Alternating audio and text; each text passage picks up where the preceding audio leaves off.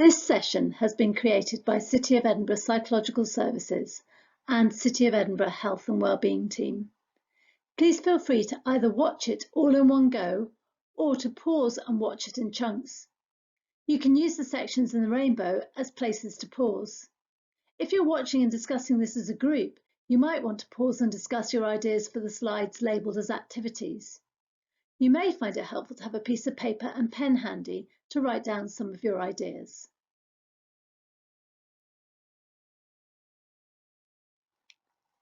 This slide shows the aims of this session and the key things it will be helpful for you to think about and do in helping your child return to their learning establishment.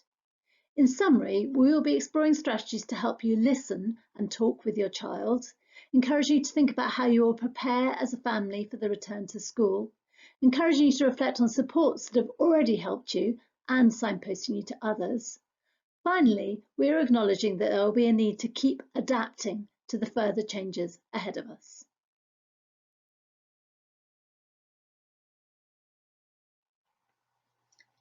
During lockdown, you and your family are likely to have had ups and downs, challenging times and times when things have been positive. Although we have all been part of the same pandemic and lockdown, each of our experiences will be different. As part of today's session, we want to explore with you what adjustments you and your family have made and how you move forward from here to return to learning establishments in August. What provisions will you need to stock your own family's boat? What resources do you have available or could you access to support your child in returning to school or nursery? When we initially developed this training for education staff, the Rainbow acronym emerged as a tool to describe how we can support children and young people's well-being as they come back into our learning establishments. In June, we delivered online training to staff to share this Rainbow tool and offer ideas about how to support children's well-being as they return to schools and nurseries in August. We're now very pleased to be able to share it with you, our community of parents. The R of the Rainbow is there to help us think about the importance of helping children to reflect on their experiences and to start to reconnect with their peers and education staff.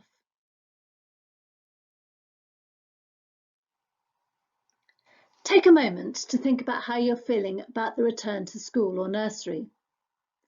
Then consider, how is your child feeling? You might want to write down your ideas or discuss them with someone else. Recent research from Oxford University found that a fifth of primary-aged children have felt scared to leave their home during the COVID-19 situation. Coming back to school will be a big transition for your child and for you. Your child may be feeling excited, looking forward to being back. They may have mixed feelings, or there may be things they're feeling worried or anxious about. Approach conversations with your child about this with an open mind. Be aware you may be feeling one thing, for example, anxious about gaps in their learning, whilst they're feeling something quite different, for example, looking forward to seeing their friends. It's important to talk about and explore these feelings with the approach of the transition back to school.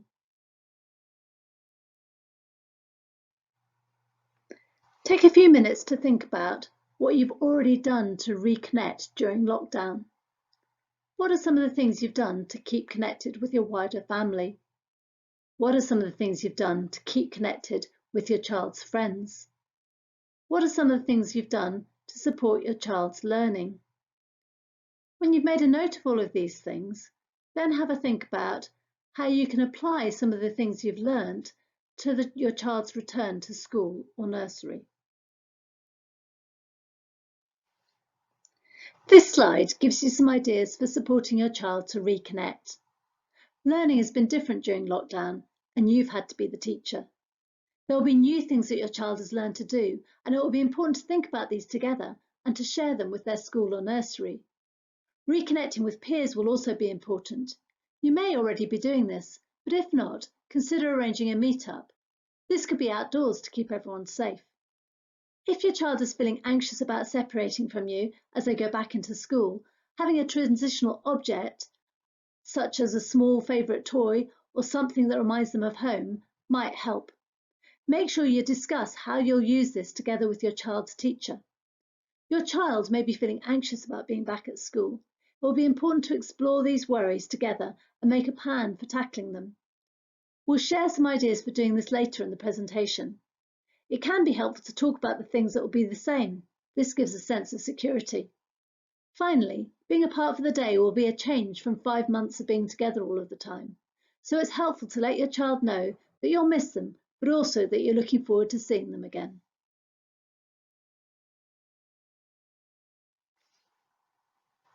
The A of the rainbow is about acknowledging children and young people's experiences. It is important for children and young people of all ages to tell their stories, as it helps them to understand their emotions and make sense of the events that occur in their lives. We have all experienced a pandemic, but we all have our own individual stories. Research highlights that children need to understand what is happening, be reassured about their safety, and have opportunities to ask questions. To help your child do this, there are some techniques you can use to listen to and talk with them, which we'll describe later in the presentation.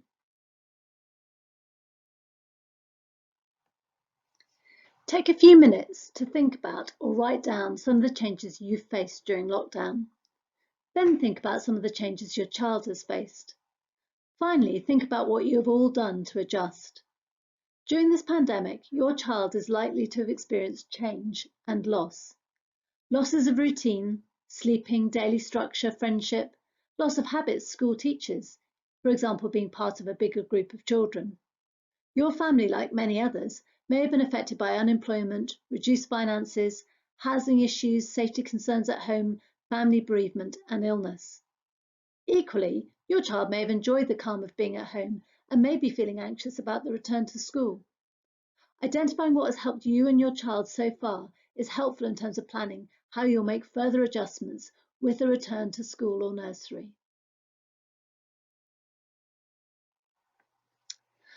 As part of returning to learning establishments, it will be important to talk with your child about the changes they've experienced, how they've felt, and how they've adapted and can continue to adapt to the changes ahead.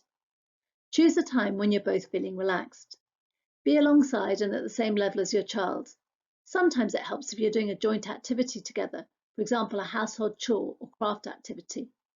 Show you're really listening by letting them talk and avoiding asking lots of questions. Be curious. Put aside your assumptions and get your child's views by wandering with them.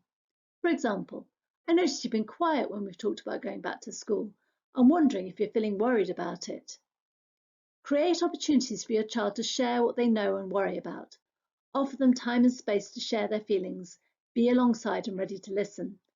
Let them decide if they want to talk and what they want to talk about. Children need to feel comfortable and safe to share their feelings. Acknowledge their feelings and reactions. Notice and respond empathetically.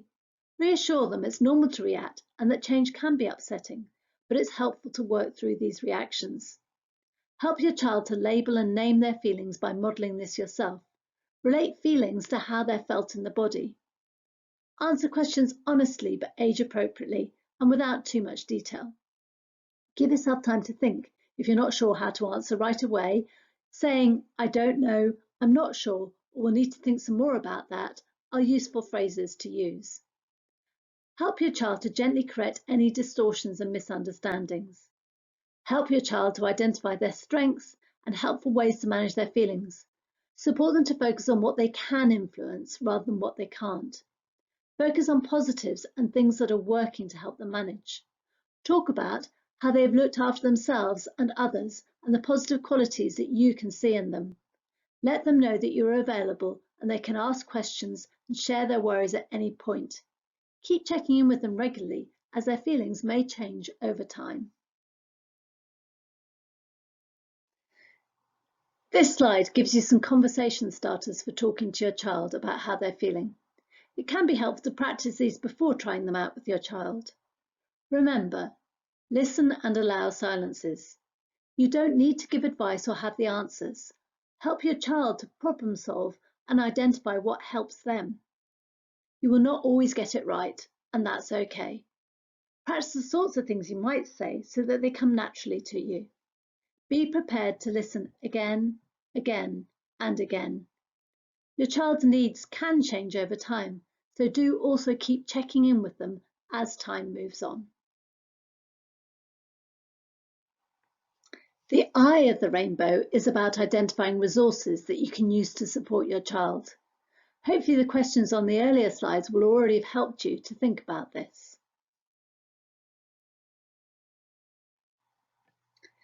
This slide shows the circle of influence.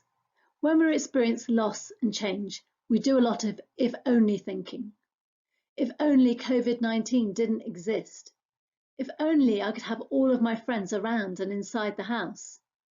In order to give yourself a sense of control, and in the words of Arthur Ashe, it's important to start where you are, use what you have, and do what you can.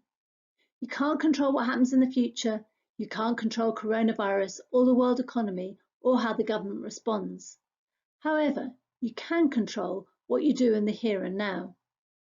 You also can't change what your child has observed or experienced, but you can help them make sense of, recover from, and grow positively through this difficult time, and also help them recognise and discover what they can do to help themselves. Some of the things that will be really helpful to plan and think about are around routines and being active. During lockdown, family routines are likely to have relaxed and changed. There has not been the same need to be up, organised and out each day. So it will be helpful to think about how you will revisit or re-establish routines that you previously used to help family life run smoothly. These are likely to be around making sure your child is rested and ready to be up for school or nursery each day. Also about how everyone will get organised and be ready to leave the house. It is helpful to practice all of these things a few weeks in advance rather than the night before. Families have spent a lot of time together during lockdown, and being apart for much of the day will be something to adjust to. Making sure there is time to check in and reconnect with each other as part of your daily family routine will also be important. Being physically active boosts our own and children's well-being. This has been more challenging to achieve during lockdown, but as the restrictions are easing, there is now an opportunity for children to reconnect with more of the physical activities they will have previously enjoyed. This can also be a good way to link up with peers outdoors. It will also be a good idea to practice the journey to school each day. For some children, this may be the familiar one they used previously. But if your child is moving to primary or secondary school for the first time, this may be a new journey. In the lead up to the return to educational establishments, we will be sharing some top tips for parents to support their own and their children's well-being. Look out for these for more ideas. At the end of this presentation, you will also find information and links to other helpful resources and organisations. When we think here of a nurturing environment, we mean a classroom and a school environment that has relationships at its centre. Your child will be moving from mostly being at home, where the relationship with you is their main relationship day to day, to being back away from home, and where there are lots of relationships to think about. Relationships in school are important for helping our students feel as safe as they can at this time. They need to feel safe before they can move on in their learning. Part of that is getting back to things that are familiar, which might include re-establishing routines for their learning and revisiting some of their learning. But we also need them to have the chance to re-establish old relationships, build new ones, and start feeling as safe as they can, as a priority for their learning as well as for their well-being.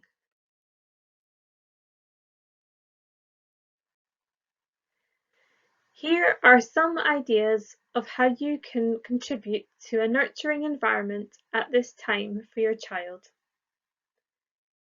You can support your child by supporting their relationships. This includes remembering that after such a difficult time, it is normal and okay that they or their friends might need a wee bit of extra support with their social connections and being together again. Be prepared to help out with problem solving or conflicts between peers. This can include simply hearing your child asking them to consider how others feel in the situation, and helping them explore what can make the situation right again. Give lots of space for playtime in the lead up to and through the first few weeks of school.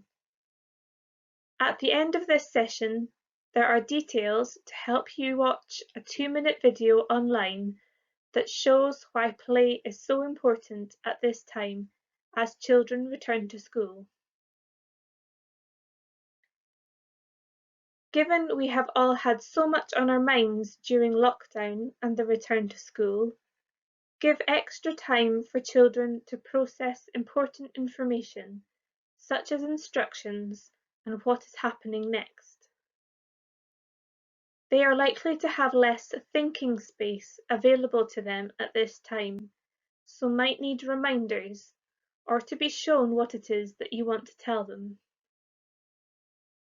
Try and avoid using too much language by saying the instruction in lots of different ways, but repeat the same language instead. Does your child have a key person that they know they can go to if they are at school or nursery, or if they are at another activity away from home? At this time, it can be useful to remind them of who this is and reassure them that it is okay for them to approach this person with any worries. Remember as well that you are their main key person in life, so sometimes it can be reassuring for them to know that you thought about them while you were apart, or to be reminded of when you will see them again before you separate. Remember that our well-being affects our child's well-being.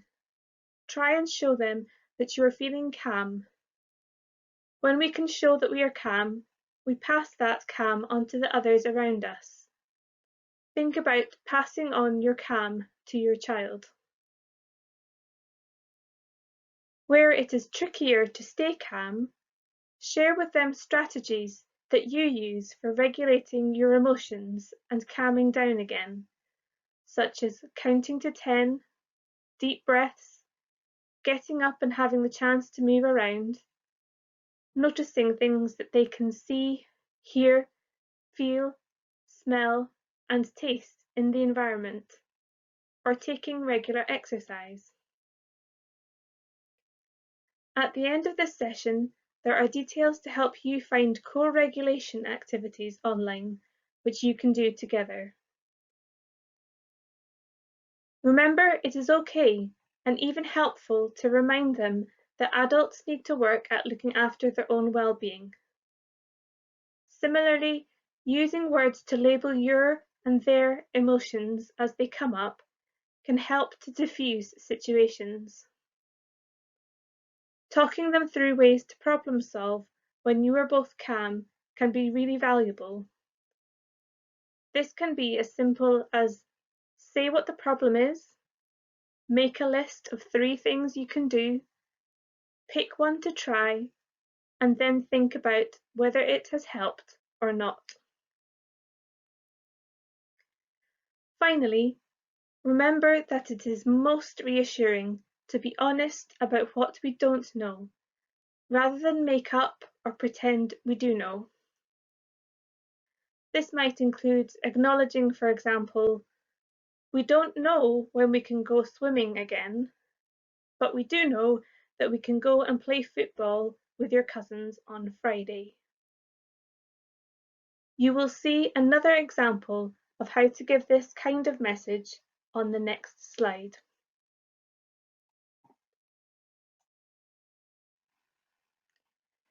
Here are some conversation starters that relate to these ideas for a nurturing environment. Remember that it can be easiest for some of our young people to talk with us when we are doing something else together. Try talking side by side or when doing an activity together rather than face to face. Or talk with them during play or creative activities where you can join in and follow their lead. Building resilience. When we think about resilience, we are thinking about our skills for bouncing back from difficult times and events, and our skills for coping well. Resilience is not something that someone either has or does not have. Instead, it comes from how all the important parts of a person's life interact. Resilience can come from our friends, family, school, and local community. It can come from the experiences we have come through. And all of these parts of a person's life can help to build their resilience.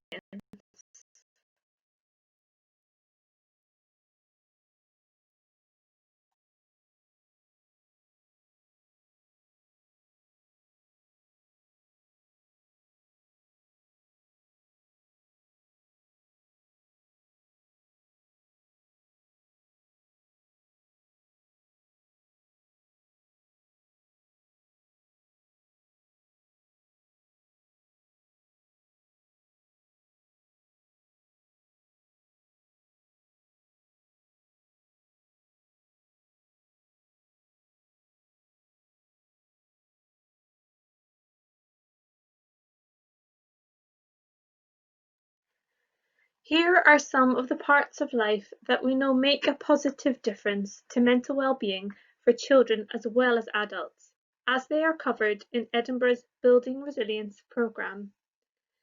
In our partner session, Moving On, Coming Together, looking after our own well-being, each of these is covered in more detail.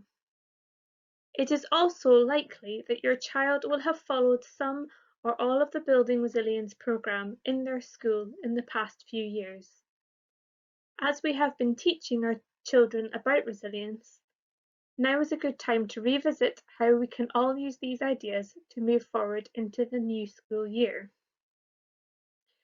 Here are some ideas for how you can support your child to remember what they have learned about resilience. Make sure you have looked at the Moving On, Coming Together session on looking after our own well-being for more details about these ideas. Have a look at these pictures with your child. You could share what you think about some of them, or ask them what they think. Think as a family about how you have used some of these ideas through the past few months. Alternatively, you could think together about what you have done as a family that has helped your well-being, and try and work out together how they link into any of these ideas. If your child has moved from Primary 7 to S1, they may have revisited some of these ideas in their high school transition days, and so they might have some recent thoughts on some of the ideas. Pick one or two of the ideas and plan with your child how you might want to use them in the next few weeks or months as they go back to school. Remember to try and focus on things that we know are going to be possible, rather than ideas or activities that might depend on further government announcements about restrictions being relaxed.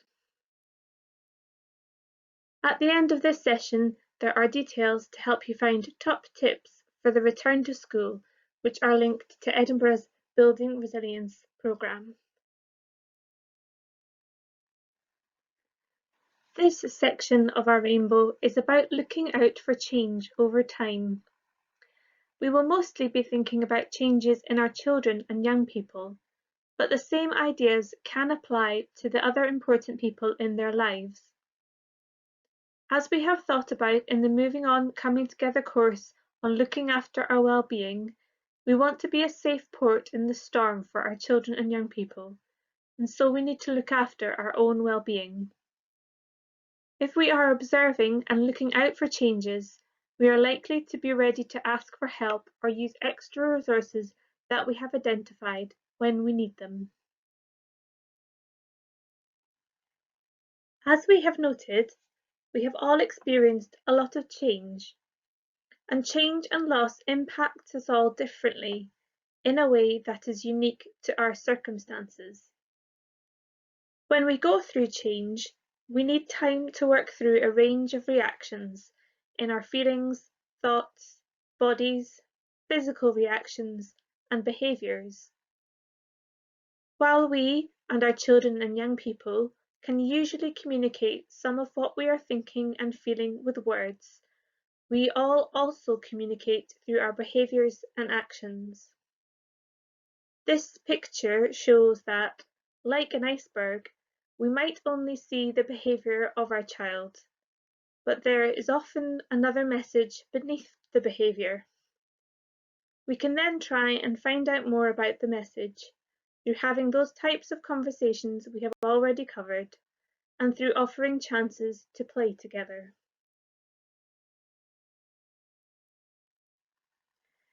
Sometimes we will be able to interpret the message behind the behaviour that we see. Think, for example, of some of the ways you could interpret when your child was hungry or sleepy when they were a baby. Sometimes it will be trickier because, as in this picture, the behaviours and things that our children say will be the result of lots of different and maybe new thoughts, self-talk, feelings, and physical sensations. It would be a miracle if we were able to interpret these correctly the whole time. At this time, because we have all been experiencing changes in what we have gone through as well as what we feel and think about it, we can expect that there will be some changes in the behaviours that others see in us. We can expect the same for our children. We can remember that this is perfectly normal for well-being, and it is healthy. For most of us, the changes will settle again with no negative impact on our well-being in the long term, and it may even lead to some positives, like new coping skills or resilience. The same may happen for our children.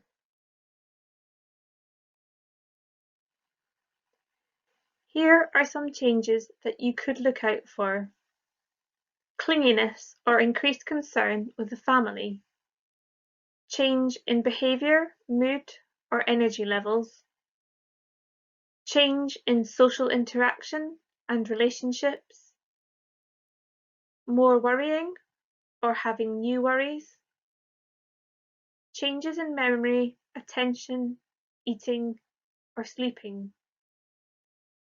You might expect to see some or all of these changes in your child as you go through the transition back to school and the next few months. You may see other changes too. You might see your child switch very quickly between being upset and being okay. You might see no changes at all for the first few weeks or months, and then see changes like these later in the year. In working out whether these changes are significant, here are some key things to think about. What change have I seen? What is the impact on my family and on my child? As part of this, think about what has my child told me about what is going on for them and why things are a bit different at the moment. What else can they tell me? Finally, has this change stayed around for longer than feels right? Has it been around for the last few weeks, for example? If you are worried about any change that is having a significant impact and has been around for a few weeks, you can raise it with the school or child's GP in the first instance. You might also follow up with some of the contacts that are highlighted in this session. It might be good to think now about who in your friendship group or family you would like to talk to as a first step if you are feeling worried about a change you have seen.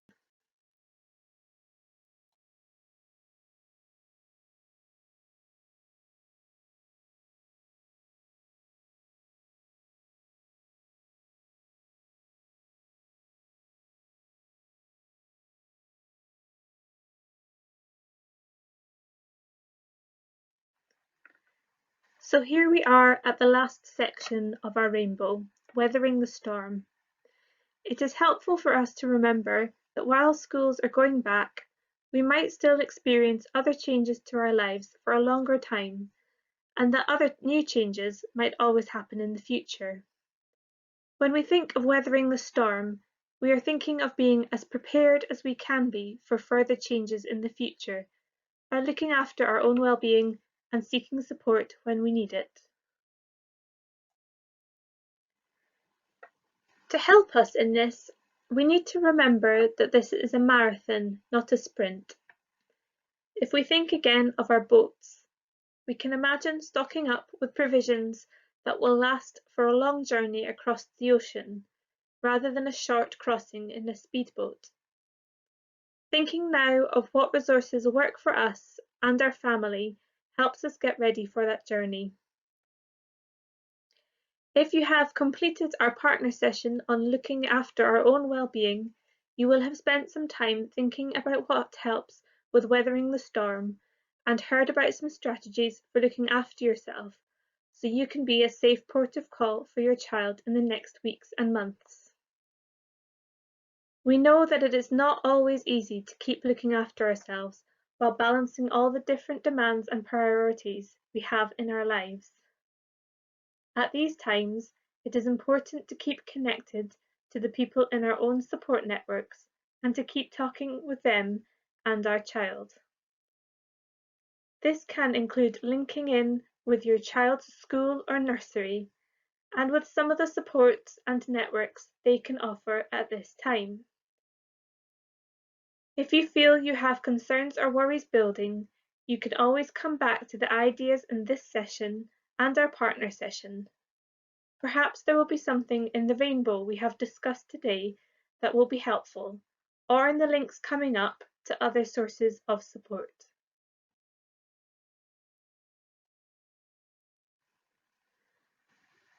So we have now been through all the different parts of our rainbow for this session.